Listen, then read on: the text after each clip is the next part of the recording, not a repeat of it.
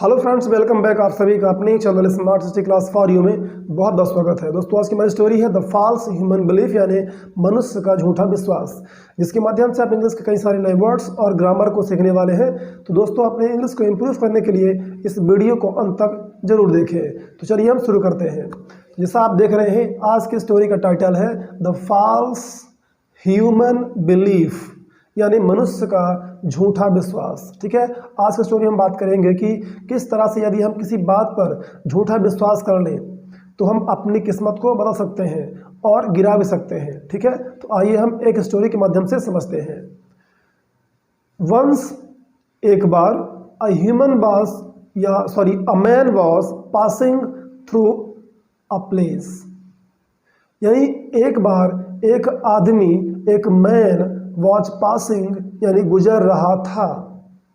ये past continuous का sentence है। ठीक है, थ्रू यानी होता है से या के से होते हुए। ठीक है, तो वो एक जगह से होते हुए गुजर रहा था।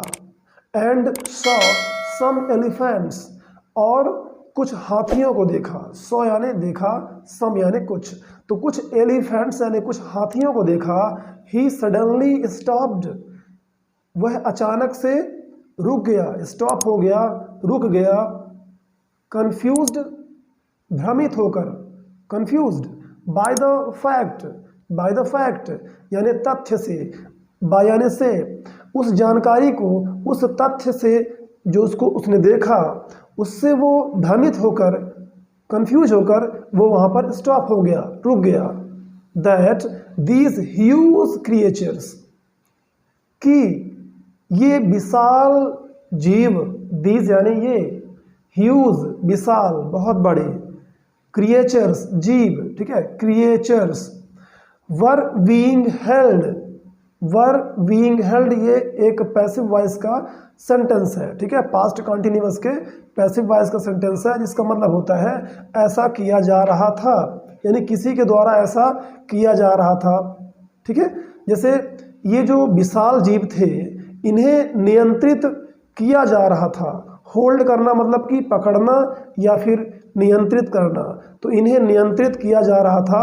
बाय यानी से होता है ओनली अ स्मॉल रोप, मात्र, ओनली यानी मात्र एक छोटी रस्सी से, बाय यानी से होता है या द्वारा भी होता है, तो इन्हें मात्र एक छोटी रस्सी से इन बड़ी बड़ी हाथियों को नियंत्रित किया जा रहा था। ठीक है, तो ये होती है विश्वास की ताकत गाइस। अभी आप आगे ढंग से देखिए, इसको अच्छी तरह से समझिए इस स्टोरी को, पूरी बात आपको समझ में आ जाएगी कि किस तरह से विश्वास की ताकत बहुत ज़्यादा होती है, क्योंकि विश्वास को ही सब कुछ माना जाता है लाइफ में। जिसका जैसा बिलीफ है, विश्वास है, वो वैसा ही जीवन में बनता है और अचीव करता है। टाइड, रोप है रस्सी, tied to their front leg, तो वो जो रस्सियाँ थी उन हाथियों के फ्रंट लेग यानी जो सामने वाला पैर था, फ्रंट लेग सामने वाला टांग या सामने वाला पैर था, उसमें बंधा हुआ था। और मात्र एक रस्सी के द्वारा उन हाथियों को नियंत्रित किया जा रहा था, उनको बांधा गया था। जबकि एक हाथी की ताकत आप जानते हैं कि अगर हाथी चाहे तो बड़े बड़े पेड़ को गिरा देती है, तो फिर एक रस्सी क्या होती है, लेकिन फिर भी वो हाथी जो है उन रस्सियों से बंधी हुई थी, क्योंकि इसके पीछे उनका बिलीफ काम कर रहा था, उनका जो एक विश्वास है अंदर जो बैठा हुआ था वो काम कर रहा था। ठीक है, यही होता है ह्यूमन के साथ भी, कि उसका जैसा बिलीफ रहता है, उसका माइंड सेट, उसकी बॉडी वैसे ही काम करने लग जाती है। ठीक है, चलिए आगे बढ़ते हैं। इसलिए guys, if you want to change your destiny, your luck, so change your belief. Okay, next है नो चेंज, नो कैजेस, यानी कोई चैन नहीं, कोई पिंजरा नहीं, कोई उनको मतलब बंधेज नहीं है कि वो भाग ना सके, ऐसा कुछ नहीं है। इट वॉज ओबियस, यह साफ था, यह साफ था यानी स्पष्ट था। That the elephants could any time break away from their bonds, but for some reason they did not, वे नहीं किए। तो आइए समझते हैं शुरुआत से। इट वॉज ओबियस, यह साफ था, यह बात स्पष्ट थी कि, दैट यानी कि, एलिफेंट्स कुड, हाथी कर सकते थे, कुड यानी कर सकते थे, सकता था, सकती थी, तो हाथियां कर सकती थी क्या, एनी टाइम, किसी भी समय, ब्रेक अवे, ब्रेक अवे मतलब तोड़ देना, तो उन रस्सियों को वो किसी भी टाइम तोड़ सकती थी, फ्रॉम देयर बॉन्ड्स, बॉन्ड्स यानी होता है बंधन, जो उनको रस्सियों से बांधा गया था, उनको बंधन में रखा गया था, देयर मतलब होता है अपने, तो वे अपने बंधनों से किसी भी समय तोड़कर वो एनी टाइम जा सकती थी, बट फॉर सम रीज़न, लेकिन बट फॉर यानी के लिए, सम रीज़न कुछ कारणों की वजह से, कुछ कारणों के लिए, दे डिड नॉट डू, ये शॉर्ट फॉर्म में आंसर होता है, दे डिड नॉट मतलब वे नहीं करते थे या वो नहीं करती थी। क्यों? इसके पीछे का रीज़न मैंने आपको बता दिया है, बिलीफ है उनका, उनका अपना जैसा बचपन से उनको इस तरह से ढाला गया है। ओके, आइए देखते हैं। ही सॉ, उसने देखा, अ ट्रेनर नियर बाय, करीब, नियर बाय मतलब करीब, अपने करीब एक ट्रेनर को देखा, एक प्रशिक्षक को देखा, एंड आस्क्ड और पूछा, वाई दीज एनिमल्स, क्यों ये जो जानवर हैं, दीज यानी ये, क्यों ये जानवर, जस्ट स्टूड ही देयर, जस्ट यानी मात्र या केवल, स्टूड यानी खड़े हुए हैं, स्टैंड स्टूड, देयर वहाँ, तो बोलते हैं कि ये जो एनिमल्स हैं क्यों वहाँ पर मात्र वैसे खड़े हैं, made no attempt to get away, made यानी होता है बनाना, तो बनाया, ये सिंपल पास्ट में है, ठीक है, क्योंकि आप स्टोरी में जानते हैं कि मैक्सिमम जो है सिंपल पास्ट टेंस का यूज होता है, और सिंपल पास्ट में हम वर्ब के सेकंड फॉर्म का प्रयोग करते हैं, ठीक है, जैसे मेक का मेड, स्टैंड का स्टूड, टेक का टुक, ठीक है, इस तरह से। तो उसने पूछा कि क्यों ये जस्ट स्टूड देयर, ये वहाँ पर केवल खड़े हैं, मेड नो अटेम्प्ट, मेड यानी बनाया, कोई भी अटेम्प्ट यानी कोई भी प्रयास, नो कोई भी प्रयास नहीं बनाए, नहीं किए, मतलब यहाँ पर करने से मतलब है कि नहीं किए, ठीक है। देखिए इंग्लिश में कई बार क्या होता है कि जो वर्ड यूज़ किया जाता है ज़रूरी नहीं कि उसकी हिंदी आप एग्जैक्ट वही निकालो, उसका सेंस देखा जाता है कि उस सेंटेंस का, उस वर्ड का उस सेंटेंस में क्या मीनिंग आ रहा है, ठीक है। यदि आप ये समझ जाएंगे तो आपके लिए इंग्लिश बहुत आसान हो जाएगी। सो गाइस, इंग्लिश पढ़ते रहिए, समझते रहिए, और अपना जो सेंस है, इंग्लिश की जो समझ है, उसको बढ़ाते रहिए, तभी आप इंग्लिश सीख पाएंगे। ओके, वरना हर वर्ड की हिंदी सीख सीख कर कोई भी इंग्लिश में परफेक्ट नहीं हुआ है, ठीक है। मेड नो अटेम्प्ट, कोई भी प्रयास नहीं किए। टू गेट अवे मतलब होता है दूर जाना या हटना। टू गेट अवे तो दूर जाने के लिए, वहाँ से हटने के लिए ये कोई भी प्रयास नहीं किए। वाई, क्यों ऐसा, ठीक है। तो वो व्यक्ति जानना चाहा। वेल, ट्रेनर सेट, ट्रेनर ने कहा, प्रशिक्षक ने कहा, सेट कहा, वेल, ठीक है। When they are very young, उसने बताया चलो ठीक है मैं बताता हूँ। When they are very young, जब वो बहुत छोटे होते हैं। व्हेन जब, दे वे, ठीक है, बहुत यंग बहुत छोटे होते हैं। एंड मच स्मॉलर, और बहुत छोटे होते हैं, साइज में भी बहुत स्मॉलर होते हैं, बहुत छोटे होते हैं। We use the small size rope to tie them, them यानी उनको, टाई मतलब बांधना, ठीक है। वी यूज हम प्रयोग करते हैं। ये सेंटेंस सिंपल प्रेजेंट टेंस का है, क्योंकि वी एक सब्जेक्ट हो गया जिसका मीनिंग होता है हम, यूज़ मतलब प्रयोग करना, तो ये वर्ब का फर्स्ट फॉर्म है। तो जब कभी भी सब्जेक्ट और वर्ब का फर्स्ट फॉर्म आ जाए तो आप वहीं पर समझ जाओ कि सिंपल प्रेजेंट टेंस है, उसका मीनिंग होगा ताहत यहते हैं। तो वी यूज़ हम प्रयोग करते हैं। द स्मॉल साइज रोप, छोटी छोटी रस्सियाँ हम प्रयोग करते हैं जब वो बहुत छोटे होते हैं, आकार में हाथी के बच्चे जब बहुत छोटे होते हैं, ठीक है। इस तरह से उनकी आदत, उनका ऐसा बिलीफ हम बना देते हैं कि ये छोटी रस्सियाँ तुम्हारे लिए बहुत काफ़ी है, तुम्हें इसमें बंधे रहना है, ठीक है। तो इस तरह का बिलीफ उनके अंदर बन जाता है, विश्वास पैदा हो जाता है। सेम होता है ह्यूमन के साथ, सेम होता है मनुष्य के साथ। कई बार वो जो है यही मान लेता है कि मैं तो कर ही नहीं सकता हूँ, मेरी तो औकात से बाहर है, ठीक है, ये मेरे लिए बना ही नहीं है, और वो नहीं कर पाता एक्चुअल में। और जिसने सोच लिया हम कर सकते हैं, इंग्लिश क्या चीज़ है, हम फ्रेंच जर्मन और चाइनीज़ सब सीख सकते हैं, तो फिर उसके लिए तो इंग्लिश छोटी बात हो जाएगी ना। तो पहले जो है अपने आप जो बिलीफ है उसको चेंज करना पड़ेगा, ठीक है, कि हम चेंज कर सकते हैं इस कंडीशन को। कोई भी कंडीशन है, फिलहाल मैं यहाँ पर लैंग्वेज की बात कर रहा हूँ, भाषा को, क्योंकि कहीं ना कहीं जो है हम सब जैसे लोग, कई सारे लोगों का मतलब एक जुनून होता है और एक मतलब सपने होते हैं कि हम इंग्लिश सीखें और अपने कैरियर को अच्छा बनाएं, ठीक है। तो गाइस मैं यहाँ पर इंग्लिश की बात कर रहे हैं, तो पहले आप अपना बिलीफ चेंज करिए और जो है इंग्लिश के पीछे पड़ जाइए, फिर देखिए आप इंग्लिश को बहुत कम टाइम में ही कवर कर लेंगे और सीख जाएंगे, ठीक है। ऐसा मेरा मानना है, बिकॉज मैंने खुद ऐसा किया है, राइट। और जहाँ तक है मैंने ऐसे कभी नहीं माना कि ये हमसे बहुत असंभव वाली बात है या हम तो कर ही नहीं पाएंगे, और हम करते रहे एट द एंड हम सीख गए, ठीक है। तो यही मैं सबको बताना चाहता हूँ। चलिए नेक्स्ट है,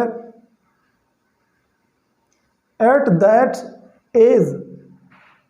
एज, उस उम्र पर, जब वो छोटे थे उस उम्र पर, it's enough to hold them.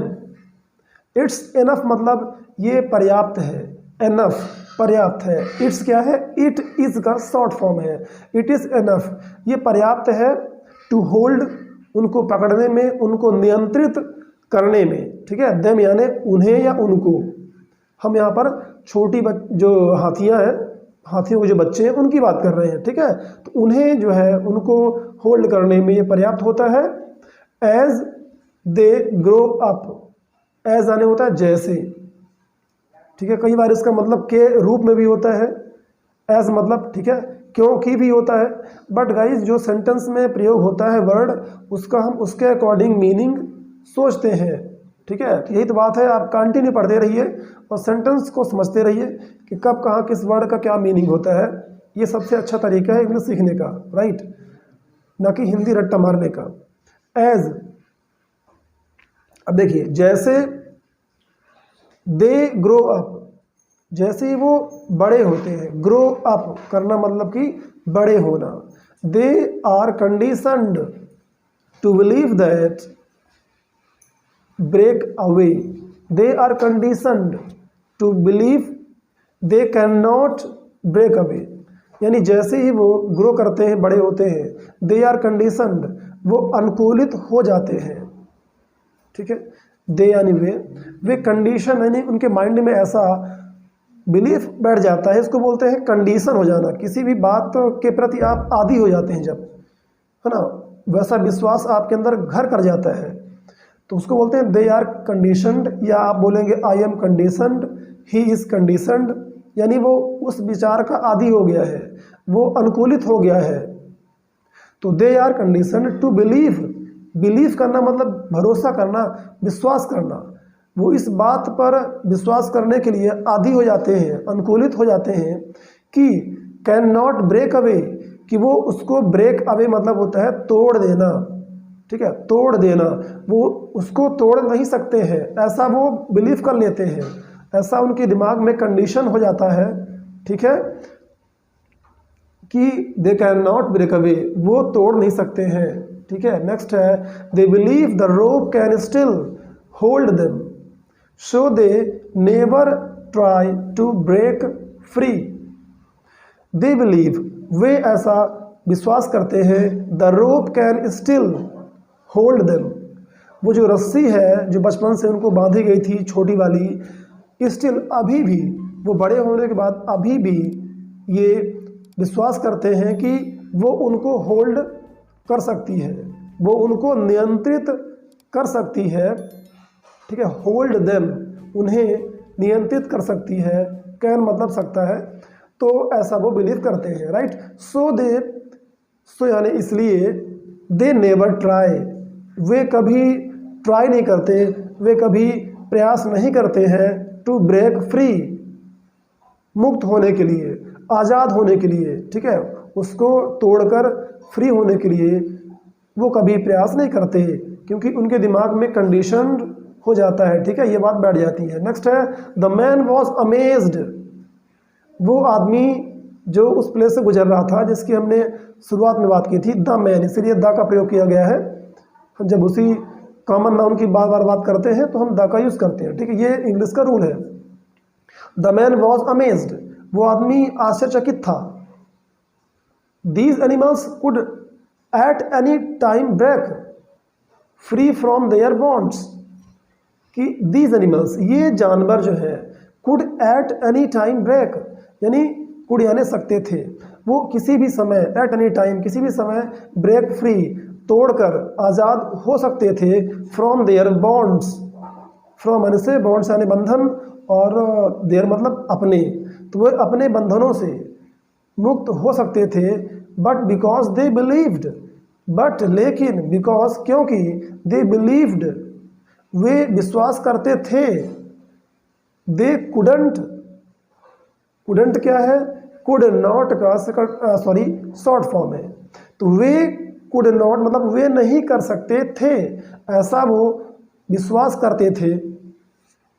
They were stuck where they were, they were stuck मतलब होता है फंसे हुए होना, वर यानी थे, वे, दे वर स्टक वे वहाँ फंसे हुए थे, वेयर वर, वेयर दे वर जहाँ पर वे थे, वेयर मतलब होता है कहाँ, दे मतलब होता है वे, वर यानी थे। तो आप क्या निकालेंगे मीनिंग, कि दे वर स्टक वेयर दे वर, वे फंसे हुए थे जहाँ पर वो थे, क्योंकि उनका बिलीफ था कि हम इसको तोड़ नहीं सकते और हम इससे आज़ाद नहीं हो सकते। तो इस तरह से आप गाइस जो है सेंटेंसेस को खुद बोलिए, इन्हें बार बार पढ़िए, सुनिए, ताकि आपकी भी क्या है, इंग्लिश सुनने की, समझने की माइंड में कंडीशंस हो जाए। Okay, so that you could be conditioned, okay, for English, so that you could understand and guess the meaning of the sentences. Okay, next है लाइक एलिफेंट्स। अब देखिए हम सब की बात आती है लाइक द एलिफेंट्स, लाइक यानी होता है कि जैसा, की तरह, द एलिफेंट्स यानी हाथियों के जैसा, हाथियों की तरह। How many of us, how many of us मतलब होता है हम में से कितनों ने, हाउ मैनी मतलब होता है कितने, ओके, अस यानी होता है हम, तो हम में से कितनों ने go through life, go through life, through यानी होता है से, थ्रू लाइफ जीवन से गुजरते हैं, गो थ्रू लाइफ मतलब जीवन से गुजरना। तो हाउ मैनी ऑफ अस, हम में से कितने लोग भी इस तरह की कंडीशन, इस तरह के जीवन से गुजरते हैं। Hanging on to a belief, एक विश्वास पर, एक बिलीफ पर हम हैंगिंग करते हैं, मतलब लटके हुए होते हैं, एक ही विचार पर हम जो है लटके हुए होते हैं। बस इतना ही हम कर सकते हैं, यही हमारा दायरा है और बस यही हमारे बस का है, और इससे ज़्यादा हमारे बस का है नहीं, इसी बात पे हम लटके रहते हैं, ठीक है। दैट कि we can not do something, हम कुछ नहीं कर सकते हैं, कैन नॉट, ठीक है, नेगेटिव सेंटेंस हो गया, कैन नॉट डू नहीं कर सकते हैं, सिंपली बिकॉज, सिंपली मतलब साधारणतः, बिकॉज क्योंकि, we failed at it once before, because we failed हम असफल हो गए, क्योंकि हम असफल हो गए, एट इट वंस यानी इस बात पर, इट यानी यह है, हम जो कर रहे थे, यह पर यानी इस पर हम जो है एक बार दो बार असफल हो गए थे, बिफोर पहले, इसलिए अब हम कर नहीं सकते, इसलिए हम कुछ कर नहीं सकते इसके बारे में, ऐसा जो है बिलीफ बन जाता है। हम जब एक दो बार असफल हो जाते हैं, दो तीन बार, तो ऐसा हम विश्वास बना लेते हैं, कंडीशनिंग ऐसी माइंड की कर लेते हैं कि हम अब तो ये कर नहीं सकते क्योंकि हम फेल हो गए हैं। लेकिन वक्त बदलने के बाद आपकी ताकत, आपके विचारों की समझ बढ़ती है और फिर आप कर सकते हैं। ये देखिए बहुत मैजिकल बात है कि आप कर सकते हैं, हम सब कर सकते हैं, बट एक बिलीफ बचपन से घर कर जाता है, और उसकी वजह से हम ट्राई नहीं करते। हम पूरी अपने जो ताकत है माइंड की, जो इंसान बड़ा होता है, ग्रो करता है, उसकी सोच विचार क्षमताएं बढ़ती हैं, वो अगर उन ताकतों का यूज़ करे तो आप बहुत कुछ कर सकते हैं। ठीक है, चलिए, तो यही होता है, ज़्यादातर जो लोग असफल होते हैं, अपने जीवन पर ग्रो नहीं कर पाते हैं, तो कहीं ना कहीं इस तरह के विचारों का बहुत बड़ा योगदान है। आइए देखते हैं एक बार मोरल यानी नैतिक शिक्षा तो समझते हैं। हालांकि आप समझ गए होंगे, है ना, मैंने कुछ बातों पर जिक्र किया है, तो आप जो है अनुमान लगा लिए होंगे कि इस कहानी का जो है क्या नैतिक शिक्षा है। फिर भी आइए देखते हैं इंग्लिश सीखने के पर्पज से। Failure is a part of learning. Failure असफलता, अ पार्ट एक हिस्सा है, ओके, ऑफ लर्निंग सीखने का। लर्निंग मतलब सीखना, ऑफ यानी का, ठीक है। तो सीखने का जो असफलता है एक हिस्सा है भाई। असफल तो होना ही है, अगर आप सीख रहे हैं कुछ बड़ा करना चाहते हैं तो असफलता तो एक भाग है उसका, उससे क्या डरना, उससे क्या भागना। ठीक है, we should never give up the struggle in life. We should, we यानी हम, शुड यानी चाहिए, नेवर मतलब कभी नहीं। तो हमें कभी नहीं छोड़ना चाहिए किसको, द स्ट्रगल इन लाइफ, जीवन में संघर्ष को, स्ट्रगल को कभी नहीं छोड़ना चाहिए। कंटिन्यू स्ट्रगल करते ही रहना चाहिए, तभी आप आगे बढ़ते ही रहेंगे, बढ़ते ही रहेंगे, बढ़ते ही रहेंगे। अगर आप स्ट्रगल छोड़ देंगे, हम सब अगर स्ट्रगल छोड़ देंगे, संघर्ष करना छोड़ देंगे, तो हम ग्रो नहीं कर पाएंगे। You fail not because you are destined to fail. Destined मतलब होता है तय होना, निर्धारित होना। यू फेल, आप फेल होते हैं, आप असफल होते हैं, नॉट बिकॉज, ऐसा नहीं क्योंकि आप डिस्टाइंड हैं, you are destined to fail. भाई आपकी ऐसी भाग्य है या आपको निर्धारित किया गया है कि नहीं, आप फेल होने के लिए बने हैं। ऐसा नहीं है कि आप इसलिए फेल होते हैं, बट हम सब इसलिए फेल होते हैं, बट लेकिन बिकॉज देयर आर लेसन्स, क्योंकि कई सारे पाठ हैं। देयर आर लेसन्स, बहुत सारे लेसन्स हैं, पाठ है, सीख है। लेसन मतलब आप सीख भी कह सकते हैं और पाठ भी कह सकते हैं। ठीक है, कि बहुत सारी सीख है, बहुत सारे पाठ है, लेसन्स हैं, which you need to learn, which जो या जिसे, यू नीड टू लर्न, आपको ज़रूरत है लर्न करने की। नीड यानी आवश्यकता या ज़रूरत होना। यू नीड, आपकी ज़रूरत है टू लर्न, सीखने की। As you move on with your life, as आने होता है जैसे, जैसे ही आप यू मूव, आप मूव करते हैं, गति करते हैं अपने जीवन में, आगे बढ़ते हैं, on with your life, with मतलब साथ, ठीक है, योर अपनी लाइफ, तो अपनी लाइफ के साथ जैसे ही, as you move on, move on मतलब आगे बढ़ना, हम सब या आप आगे बढ़ते हैं तो असफल होना तय है, क्योंकि असफलताओं से ही तो सीख मिलती है भाई। असफलताओं से ही तो हम सब सीखते हैं, इसीलिए असफलता जो है लर्निंग का एक पार्ट है। Failure is a part of learning.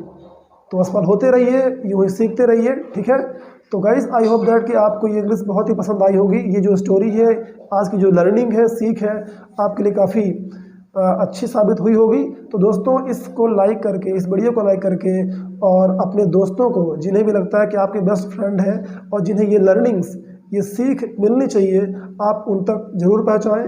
तो गाइस, इस वीडियो को शेयर जरूर करें, क्योंकि नॉलेज है, ज्ञान की बात है। सो गाइस, आपको शेयर जरूर करना चाहिए।